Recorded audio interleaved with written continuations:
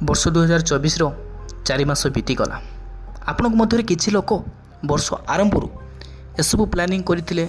ମୁଁ ସକାଳୁ ଜଲ୍ଦି ଉଠିବି, ମୁଁ ଜିମ୍ ଯିବି, ମୁଁ ଏକୁ କରିବି, ମୁଁ ତାକୁ କରିବି, ଏମିତି ସବୁ ସ୍କିଲ୍ ବନେଇକି ରଖିଥିଲେ।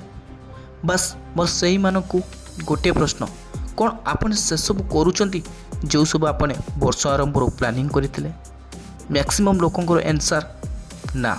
କାହିଁକି ନା ଏକୁ କରିବା ପାଇଁ ଯେଉଁ ଡିସିପ୍ଲିନ୍, ଯେଉଁ ଫୋକସ୍, ଯେଉଁ କନସିଷ୍ଟେନ୍ସି ଦରକାର ଏ ଦୁନିଆରେ ମିଳିବା ବହୁତ କଷ୍ଟକର। ଏବେ ଆପଣଙ୍କ ମଧ୍ୟରେ ବହୁତ ଲୋକଙ୍କର ଜୀବନ ଠିକ୍ସେ ଚାଲୁନାହିଁ, ନା ହେଲ୍ଥ ୱାଇଜ୍ ନା ୱେଲ୍ଥ ୱାଇଜ୍। ସବୁ ଜିନିଷରେ ବହୁତ ଟେନସନ୍, ନା କିଛି ଭଲ ହେଉଛି ଏ ଜୀବନରେ। ଏବେ ଆପଣଙ୍କ ଜୀବନ ଯେମିତି ଚାଲୁଥିଲା, କାହିଁକି ଏବେ ସମୟ ଆସିଛି ନିଜକୁ ରିଗ୍ରେଟ୍ କରିବା ପାଇଁ, ଆପଣଙ୍କ ଜୀବନର ମଙ୍କ୍ ମୋଡ୍ ଅନ୍ କରିବା ପାଇଁ। ଆପଣଙ୍କର କ୍ୱେଶ୍ଚନ୍, ମଙ୍କ୍ ମୋଡ୍ କ'ଣ? ମଙ୍କ୍ ମାନେ ଗୋଟେ ସନ୍ନ୍ୟାସୀ ଯେମିତି ସବୁକିଛି ତ୍ୟାଗ କରି ଧନ, ମାୟା, ଆରାମ ଏସବୁଠାରୁ ଦୂରରେ ରହିକି ତାର ଧ୍ୟାନ, ତାର ତପସ୍ୟା ଉପରେ ରଖିଥାଏ।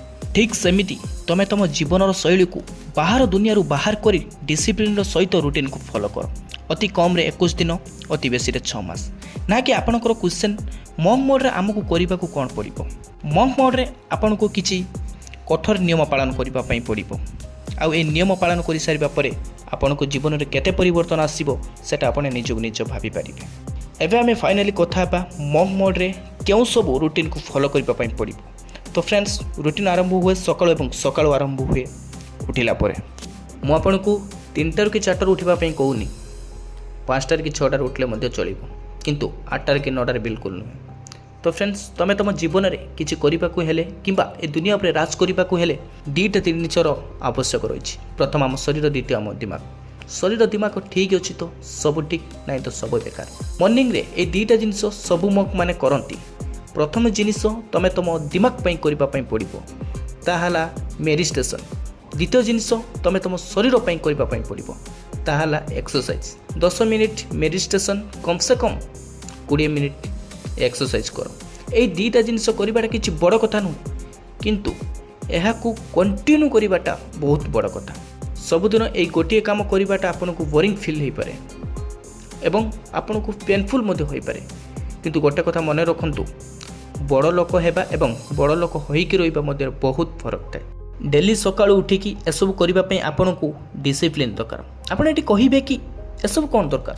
ମୋର ଲକ୍ଷ୍ୟରେ ପହଞ୍ଚିବା ପାଇଁ ଦରକାର ଅଛି। ପୁରା ମଙ୍କ୍ ମାନଙ୍କ ରୁଟିନ୍କୁ ଫଲୋ କରିବାର ଅଛି। ମେଡିଟେସନ୍ କଲେ ଆପଣଙ୍କର ଚିନ୍ତାଧାରା ବୃଦ୍ଧି ପାଇବ ଏବଂ ଏକ୍ସରସାଇଜ୍ କଲେ ଶରୀରର ଏନର୍ଜି ଏବଂ ଆକ୍ଟିଭ୍ ରହିବାରେ ସାହାଯ୍ୟ କରିବ। ଯଦି ଆପଣ ଏସବୁ ପାରିବେନି ତ ଭିଡ଼ିଓକୁ ଏଇଠି ସ୍କିପ୍ କରିକି ଚାଲିଯାଆନ୍ତୁ। ଆଉ ଯଦି ଆପଣ ଏସବୁ ପାରିବେ ଆଉ ଆପଣ ସକ୍ସେସ୍ରେ ପହଞ୍ଚିବା ପାଇଁ ଇଚ୍ଛା କରିଛନ୍ତି, ତାହେଲେ ଭିଡ଼ିଓଟିକୁ ବିନା ସ୍କିପ୍ କରିକି ଦେଖନ୍ତୁ।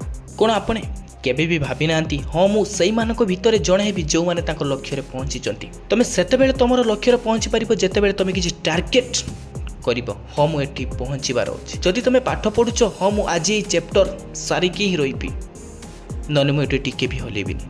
ଜୀବନରେ ଆଗକୁ ଯିବାକୁ ହେଲେ, ନିଜ ଲକ୍ଷ୍ୟରେ ପହଞ୍ଚିବାକୁ ହେଲେ ଫାର୍ଷ୍ଟ ଟାର୍ଗେଟ୍ ବନେଇବା ପାଇଁ ପଡ଼ିବ। ଆପଣ ସେଟା କେମିତି ହାସଲ କରିବେ ସେଟା ଆପଣ ହିଁ ନିର୍ଦ୍ଧାରିତ କରିବେ, କାରଣ ଆପଣ ତ କେଉଁ ମେସିନ୍ ନୁହେଁ କି ଆପଣଙ୍କ ଭିତରେ କିଏ ପଶି ଯାଇକି ଆପଣଙ୍କୁ ଠିକ୍ କରିଦେଇକି ପଳେଇ ଆସିବ। ବାସ୍ ମୋଟିଭେସନାଲ୍ ସ୍ପିଚ୍ ତ ଗୋଟେ ମାଧ୍ୟମ, ଗୋଟେ ଉତ୍ସାହମୂଳକ, ପ୍ରେରଣାଦାୟକ, ଯେଉଁଟାକି ଆପଣଙ୍କୁ ହଁ ଉତ୍ସାହିତ କରେଇଦେବ, ହଁ ଆପଣ କରିବାର ଅଛି, ଯେଉଁଟାକି ଶୁଣିଲା ପରେ ଆପଣଙ୍କ ଭିତରେ ଆପଣଙ୍କର ନିଜର ଉପରେ ଆତ୍ମବିଶ୍ୱାସ ପଳେଇ ଆସିବ, ହଁ ମୁଁ ଏଠାକୁ ପାରିବି। ବାସ୍ ମୋଟିଭେସନାଲ୍ ଭିଡ଼ିଓ, ମୋଟିଭେସନାଲ୍ ସ୍ପିଚ୍ର ବାସ୍ କାମ ଏତିକି। ଆଉ ସକ୍ସେସ୍ରୁ ପହଞ୍ଚିବାର କାମ ଆପଣଙ୍କର। ଆପଣ କେମିତି ପହଞ୍ଚିବେ, କ'ଣ କରିବେ ସେଟା ଆପଣଙ୍କ ଉପରେ ଡିପେଣ୍ଡ କରେ। ବାସ୍ ଭିଡ଼ିଓଟି ଯଦି ଭଲ ଲାଗିଥିବ, ଲାଇକ୍, କମେଣ୍ଟ, ସେୟାର କରିକି ନିଶ୍ଚୟ ଯିବେ। ଜୟ ଜଗନ୍ନାଥ, ଦୁଆ ମେ ୟାଦ ରଖନା।